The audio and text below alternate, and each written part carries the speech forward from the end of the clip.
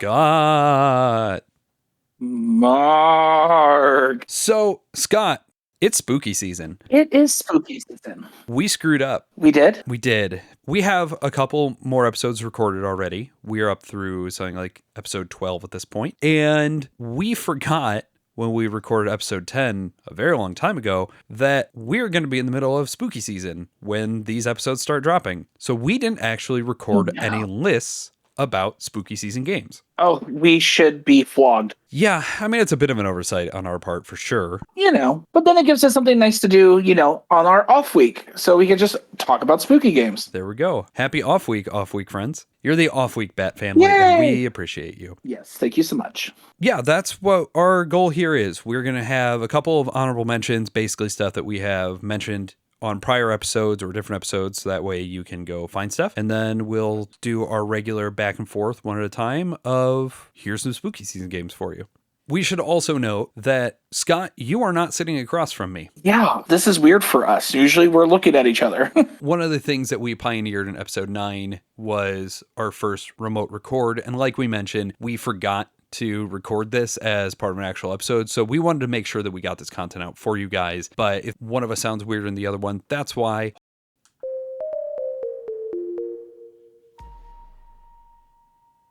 All right, Scott, go ahead. Hit us with your honorable mentions. Just like Mark had said, the honorable mentions are games that we have talked about before and totally feel that we need to mention again here in the spooky season. And so I have to start with one of my absolute favorites coming at you from the team at Libelode. My first honorable mention goes to Mysterium. There is nothing like playing a ghost or a psychic trying to figure out what murders happened in a building. And it's a fantastic cooperative game. I've enjoyed it every single time I've played it, whether I've been the ghost or been the psychic. Normally my friends have me as the ghost because that's just how my brain works. And I feel that you guys will enjoy that, especially during the spooky season. For Mysterium, I believe that is going to be in episode 11, which should be coming out on November 5th, which we also didn't plan because that's going to be our election special, which has nothing to do with the election. So my next game, of course, you think about Halloween, you have to think about some zombies. And my favorite zombie game is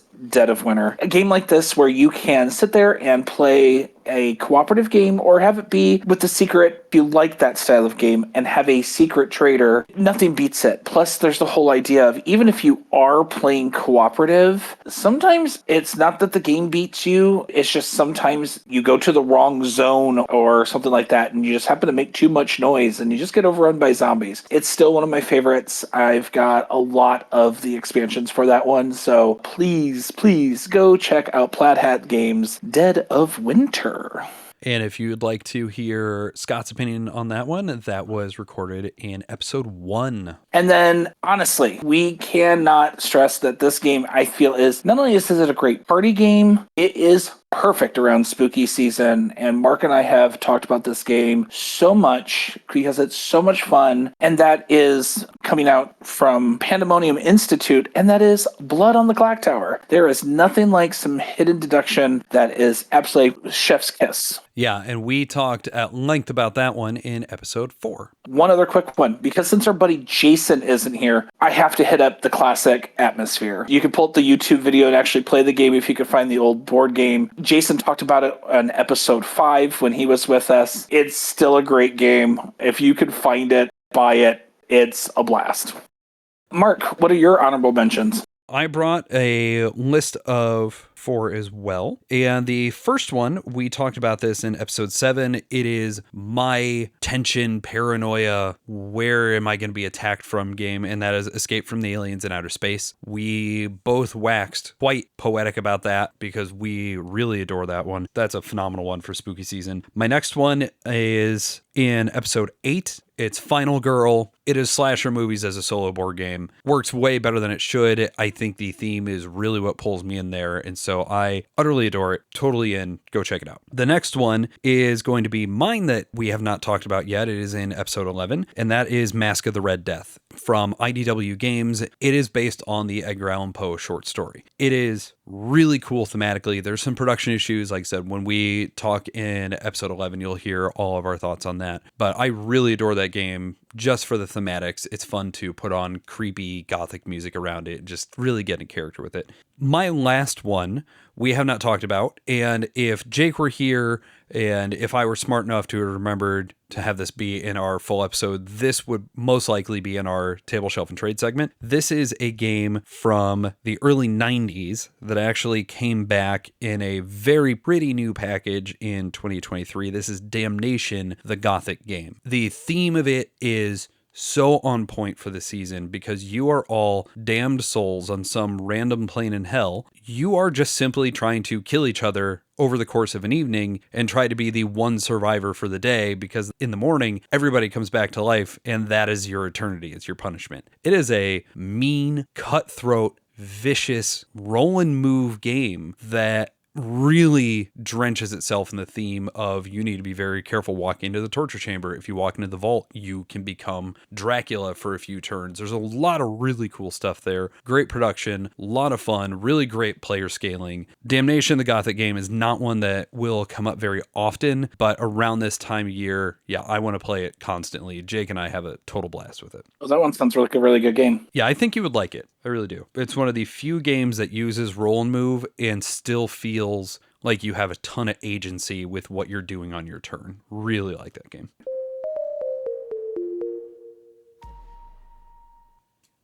All right, Scott, let's get into our list. We each brought 3 games. I think they are games that we each very much adore. So why don't we have you kick us off? What's your first game for spooky season? You got to love the idea of being a mad scientist. And not only are you a mad scientist, but you are heir to one of the best mad scientists.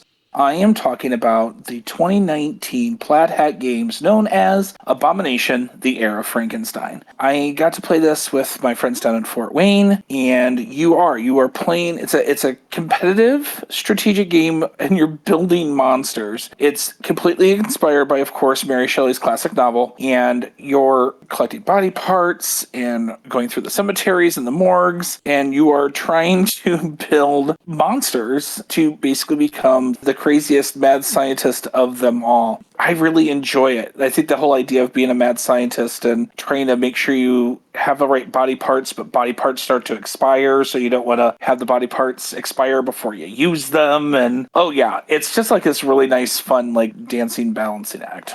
So I have not gotten a chance to play this because the original reviews on this were really rough. I also recall hearing that it is pretty grisly of a game on its visual presentation. Yeah, the artwork fits the theme spot on. Mm-hmm. I know one of the things that I had heard as a negative of the game was it is incredibly long as well, like 3-4 hours. But there was an official variant released by the designer and Plaid Hat. I believe it's called the Igor variant. I think you can get it either on their website, maybe in some newer prints, that shortens down the game and keeps the flow going much smoother. Again, this is from what I understand, but under those rules, everything I've looked up, I would love to try this game out. I think when I originally played it, we played it before the Igor rules. And so, yeah, it was a long game, but like we had a great time doing it. So I would totally suggest Abomination, the Heir of Frankenstein from Plaid Hat as my first spooky season game. Nice.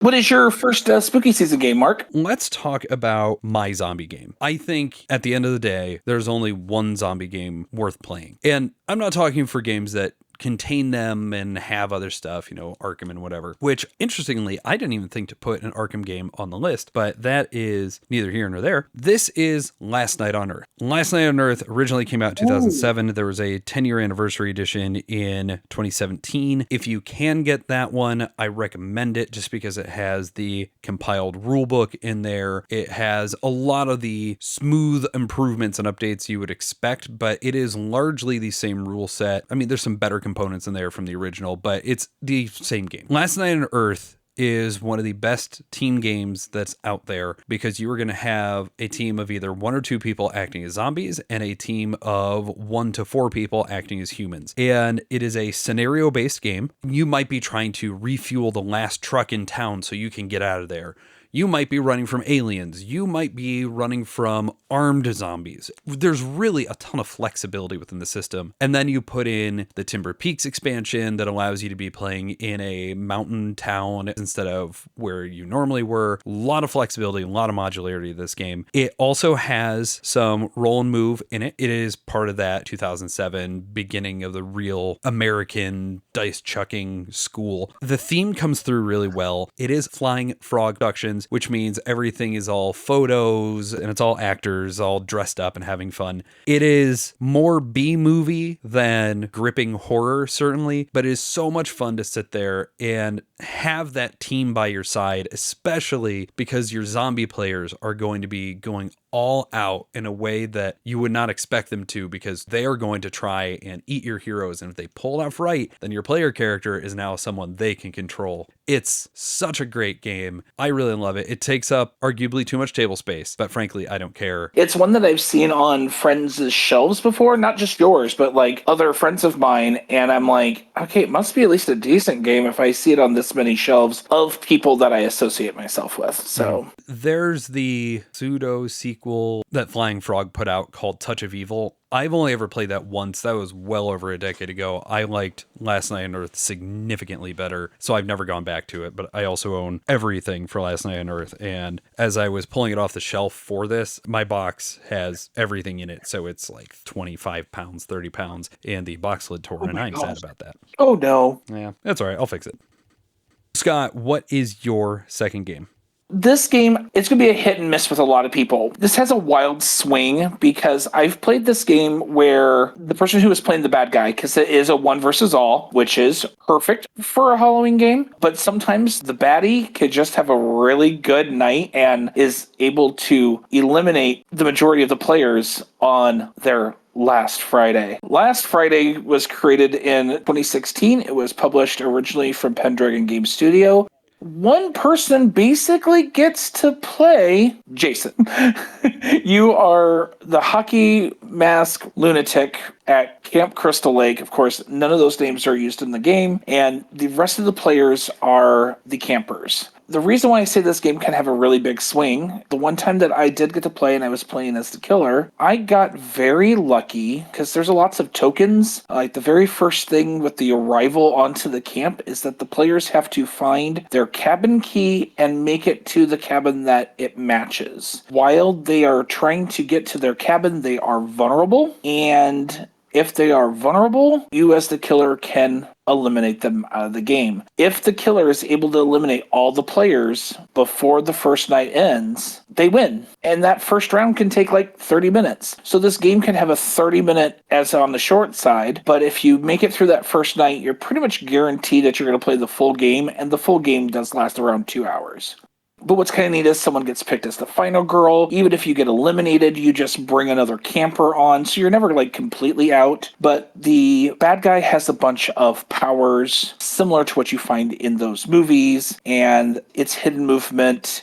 The first round is Nightfall, where the bad guy has all the power. Then it switches to daytime, and during the daytime, the killer is trying to hide, because that's when he's vulnerable and the players are trying to find him so they can eliminate him. If they don't in the second round, it goes back to night, and where one player is turned into the final girl, and the killer only needs to get rid of that one person to win the game completely. That's cool. In the next round. It's really a neat game. I've never gotten to play this, and in fact, I've never heard of this before, but as you're sitting here talking, it looks like there was actually a revised edition put out in 2021, and the art on that looks actually really great, but it has that letters from Whitechapel board of here's a bunch of numbers on it. Yep. And so just a lot of this looks like something that I would really enjoy. I would definitely want to try this out, and I think it'd be fun to play on either side. The new version looks really good. We had a great time, and yeah, literally the first time getting to play the game, I drew the short straw, and they're like, hey, Scott, you're the killer. And I'm like, I've never played this game. And that was also the first time I've ever done hidden movement. Oh, geez. I had never even done Sherlock Holmes or Whitechapel or any of those. And so I'm sitting here going, okay. And we were playing with a full squad, and I happened to kill everybody but one person. Nice. They literally got in. I was 2 steps behind them. And I was like, oh my God, I almost won this game first round. So yeah, if you are looking for a very creepy, campy feel, go to Last Friday and hack away. Yeah, when you start talking about this, I thought you were going to start talking about Camp Grizzly at first. I'm like, that is a really mean game to recommend because I've never gotten to try it. I very much want to try it, but I think the average cost of a copy of Camp Grizzly is like $650 right now. It is just desperately out of print. Same theme of you're the camp counselors trying to escape. It is dead on theme for that Friday the 13th, but that is, I really want to try that. It sounds really cool. My next one is one that you will not hear about on very many major platforms. The theme certainly puts it off from a lot of people, which I think is kind of ironic considering how many Cult of Cthulhu games there are, but here we are. So this game was released in 2016. It had an expansion in 2017, and the new expansion for it should be in my hands hopefully in November. Some of the genuinely most pleasant people I've ever met at a con. This is Eschaton from Archon Games. You may know them. They also have a game called Nexus Infernum. I have not tried that one. They have created this world that is basically end of times, and the Great Dark One is coming, and you're each playing the leader of a cult that is trying to essentially take over the world and hand it off to the Dark One when he shows up.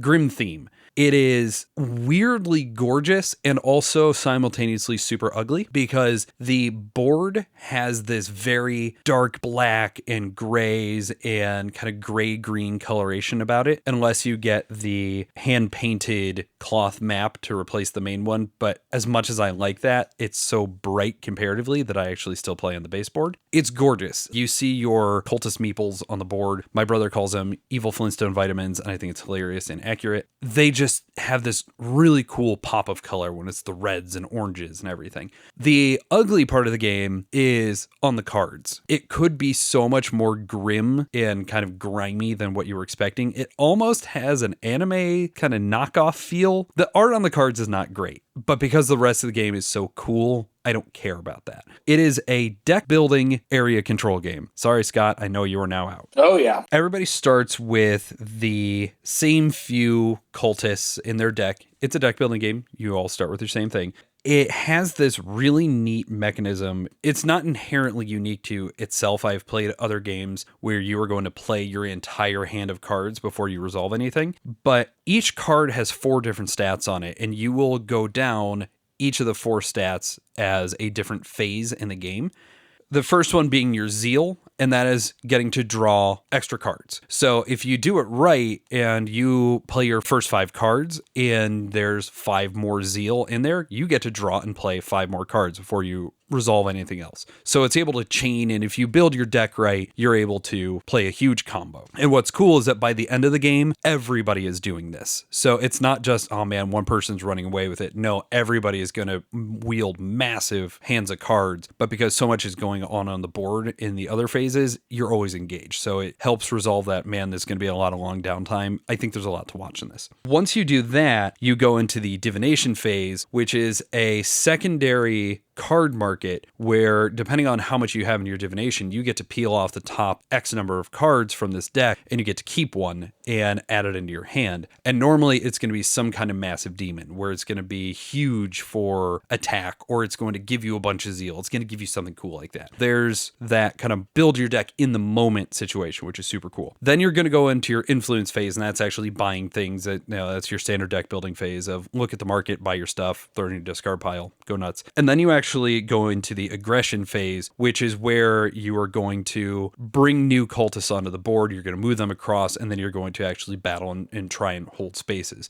There's this really interesting balance in the area control where sometimes it is worth keeping a long supply chain of guys. You could be holding 5-6 areas, but it might also be worth just giving up some of your control and just holding some strongholds. So you get extra benefits, you get extra zeal because you hold a particular fortress, whatever. In the Sigils of Ruin expansion, which is very good, it adds in essentially the good guys, where the paladins come out from their shining white tower in the world, and they are just trying to crush all the cults. the game is still purely competitive, but it adds in a little bit of that semi-cooperation where if you aren't careful, then the Crusaders are just going to come in and burn you to the ground. And then the new expansion coming out, which I'm so excited for, Iconoclasm, is just a full co-op mode of the game of you need to destroy this Inquisition that is coming after you and prepare the world.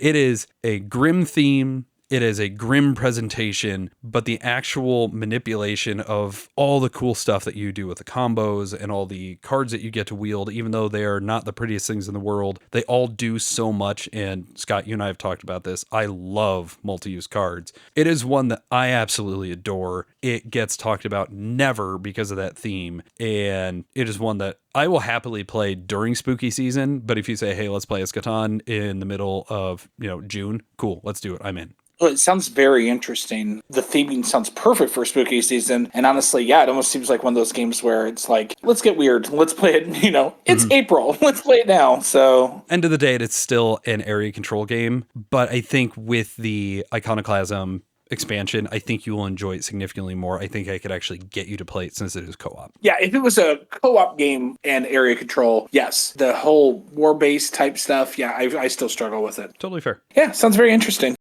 All right, what's your third one, man? This one we have talked about, but never really talked about it. It's had 3 editions. The original edition came out 20 years ago. I am talking about my absolutely favorite game, and actually, if memory serves, it came out on my birthday at 2004, and that is Betrayal at House on the Hill. I would have put this on as well, but I knew you were going to talk about it, and I would just talk about it with you. Exactly. Betrayal at House on the Hill has had so many different iterations. I mean, we've got Legacy, Scooby-Doo, Baldur's Gate. Baldur's Gate's a great one, too. So, I mean, if you're a D&D fan, pick up that one, because that's actually a lot of fun as well. I am not a fan of the 3rd edition, at all. They took out all the fun parts because 1st edition and 2nd edition very much felt like you were playing a B-movie. The classic B-movie tropes, but still had some great horror aspects to them. Definitely played down in a way that was palatable.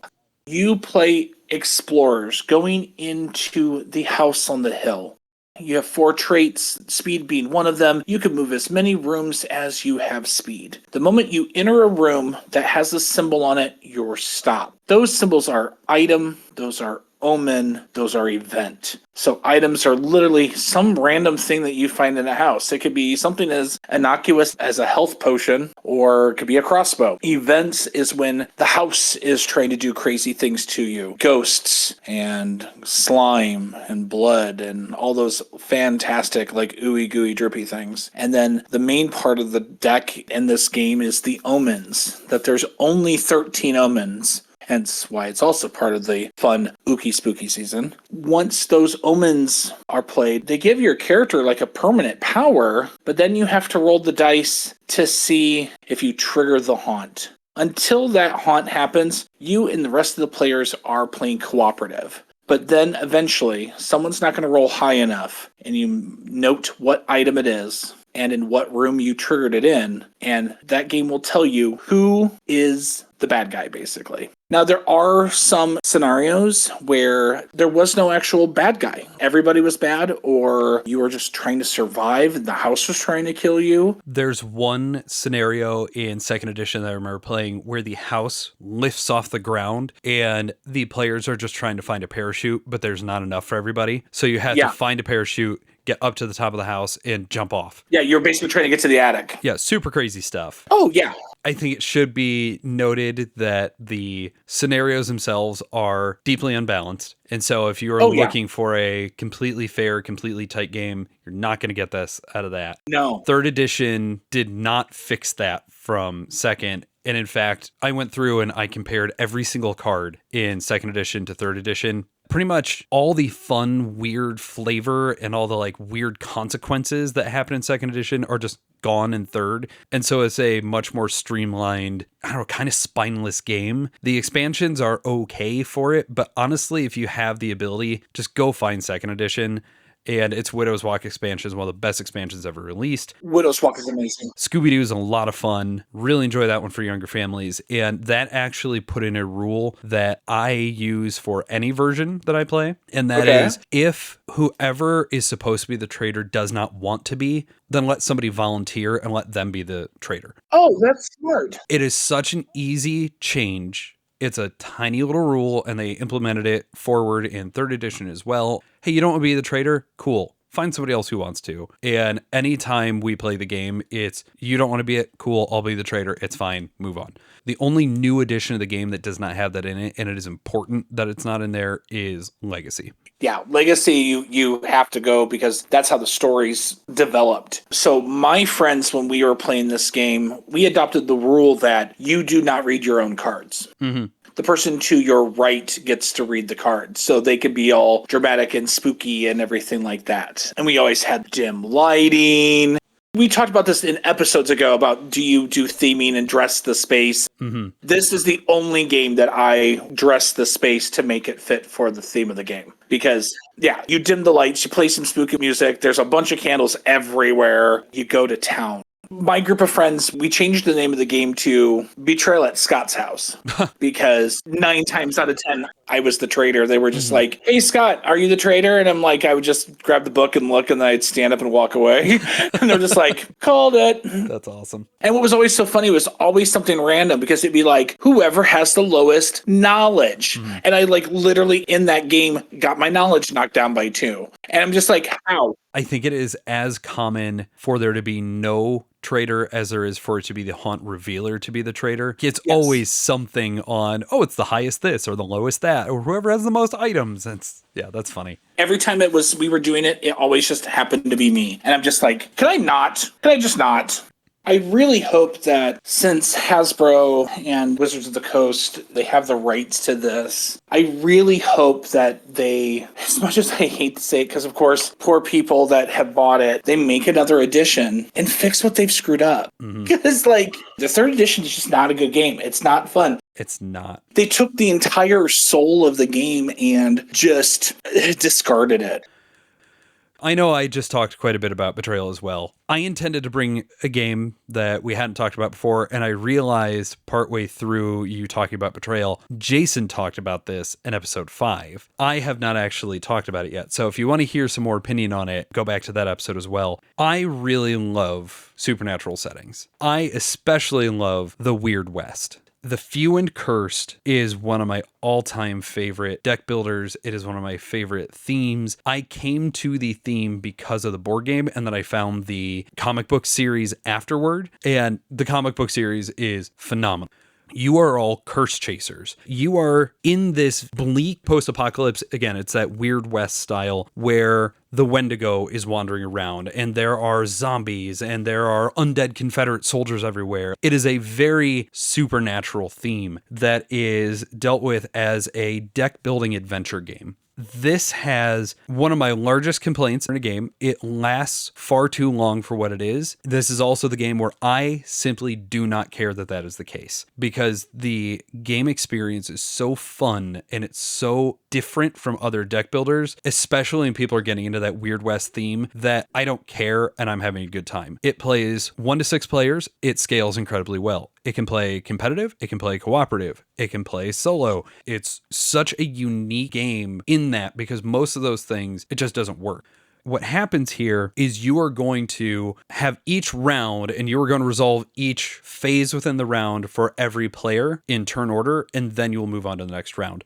The first phase is called Improvise, where you are only going to draw up to 4 cards at the end of your turn because your 5th card you are going to draw in this phase. So you are going to get to do deck building on the fly of, okay, what am I going to do on this turn because you draw 2 cards and you keep 1. Then everybody at the table, depending on where they are standing, an encounter card is going to be pulled, and it's a little bit of story, and it's a little bit of that, oh, you're in the caves? Cool, this is what's happening to you. Oh, you're standing in a cursed location, you're going to pull off this other deck. Everybody in those locations is going to be given something. It could be you run out of water. How do you get more water? Or, you find a treasure trove of bullets. So there's all these little benefits or negatives, but it allows you to interact with the world and feel like you're part of it in a very natural way. It's such a neat idea. I wish more games did that encounter phase. It's really, really interesting. Then you're actually going to get into your action phase, and that's going to be, moving across the board, playing your cards for all their effects, fighting things, chasing down bounties, finding relics, all the Weird West fun stuff. It's a great game. It is a gorgeous game. The components are fun to play with, and the world is so interesting, and just watching the way everybody else interacts with it. Chef's kiss. I love this game. Yeah, we played it, and I had a blast. Such a good game that, man, you just sit there and because you don't have to go after the bad guys. There's ways to win without doing it. You don't have to solely focus on that one thing. And so I dug it. It was just a lot of fun. And the theme is so crazy. And you can go after various bounties and the job board stuff. You can try and go dig up relics. Like, there's a lot of ways to interact. It's not as big of a sandbox as something like Western Legends, but there's a lot of different ways to approach that game. Oh, yeah. It's phenomenal. It's totally a great choice for this list.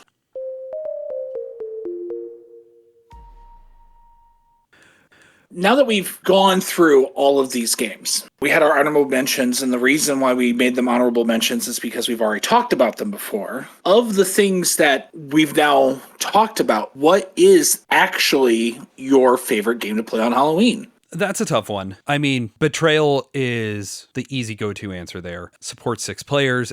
Something that made no sense in 3rd edition is it dropped it to 5 players.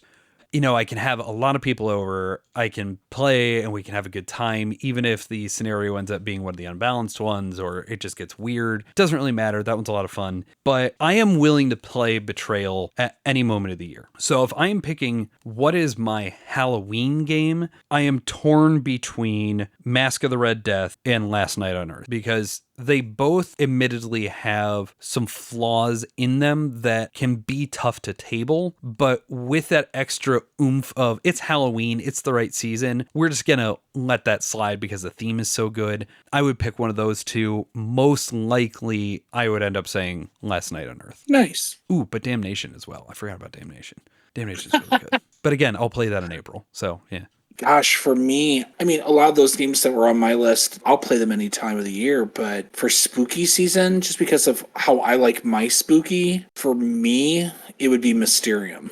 If I was going to set up the room right, get out some silk scarves and incense burning and really make it look like we're having a seance and go that route. So that would be my favorite spooky season only game. And I think that makes sense, because I also think that is one that you could easily Theater Geeks stream that. Oh, yeah. It would be a lot of fun. So I understand that idea. Oh. We talked about a lot of games, and a lot of games that we both very much enjoy, stuff that we would happily try off the other person. I am going to get you to play Eschaton at some point. It'll be with the expansion, but I mean, what a fun season for gaming, right? Oh, yeah. There's nothing like when it turns to this time of year, starting to get cooler, you want to be inside more. It's nothing like going over to a friend's house, having a little bit of a bonfire, and then coming in afterwards and pulling out one of your favorite games. Mm-hmm. Why not be a spooky game?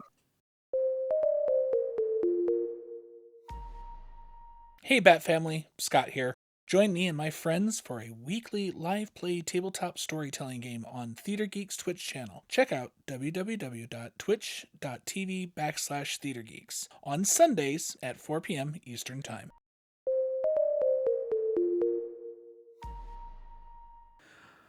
Well, with that, Scott, I'm booed of you. Let's go shuffle out my the God, coil. No. Oh my God, no. You ended it that way? Yep. I think that's the perfect way to end it, too.